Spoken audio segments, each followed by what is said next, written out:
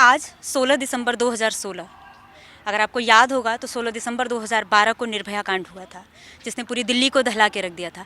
ये एक ऐसा केस है जिसके लिए पूरा देश एक साथ आया और सबने विरोध किया कि महिलाओं पे होने वाले अत्याचार रुकने चाहिए।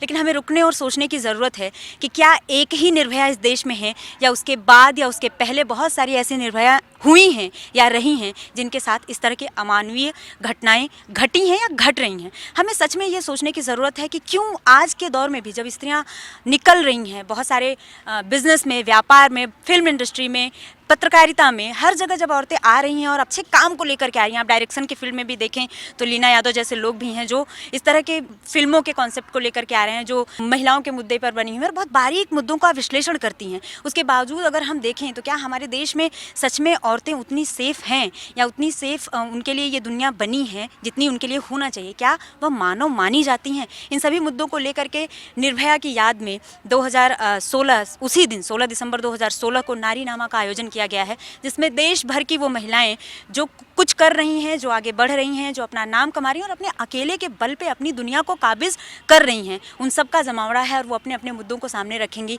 इसी कड़ी में हम लीना जी से बात करेंगे और उनसे जानने की कोशिश करेंगे कि कितना बदला है ये समाज हमारा। कम से कम अगर हम भारत की सिर्फ बात करें तो सबसे पहले तो लीना जी आपका दिल्ली में स्वागत है। और मुझे ये बताइए कि आपके यहाँ आने का मकसद क्या है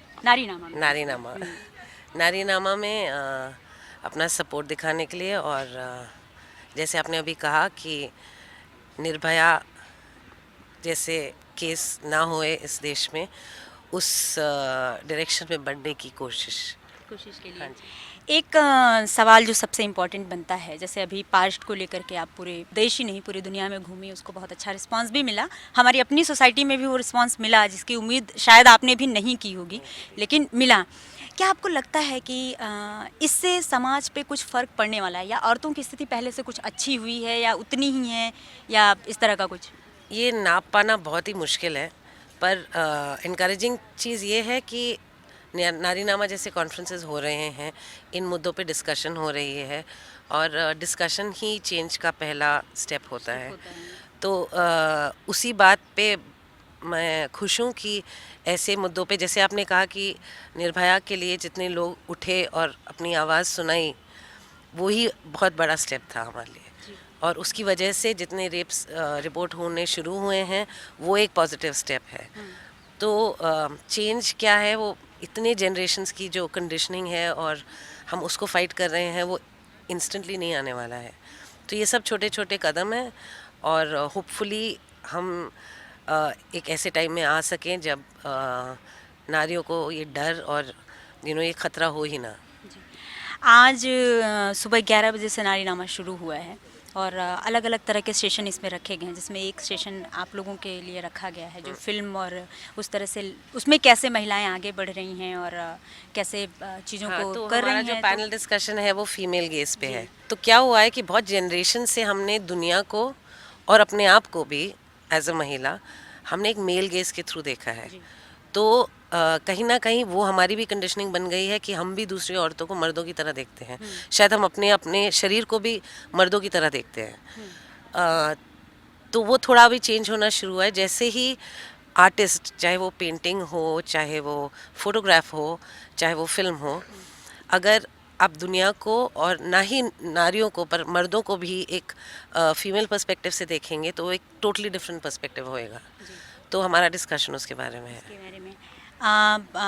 यहाँ आने का जो एक मकसद, आपसे बात करने का जो एक मकसद था कि मैं खुद भी आपकी फ़िल्म से बहुत प्रभावित रही हूँ, और मेरा ये कंसर्न है एज ए फीमेल। मैं ये ज़रूर आपसे ये पूछना चाहूँगी कि आपकी जो अगली फ़िल्म आने वाली है या आप लेके प्लान कर रही हैं, उसके वो किस मुद्दे पे बेस है? क्या वो सोसाइटी पे के ऊपर बेस है या फिल्म फीमेल्स के ऊपर बेस है? तो अगर थोड़ा बहुत भी, क्योंकि आप खोल नहीं सकती मैं जानती हूँ, लेकिन फिर भी अगर हमारे दर्शकों को थोड़ा बहुत कुछ। देखो, मैं फिल्म मेकर हूँ, मैं एक्टिविस्ट हूँ नहीं, पर जो पास्ट बनी है वो मेरी ऑब्जर्वेशन से बनी है। वो कुछ मिशन बेस्ड पिक्चर थी नहीं।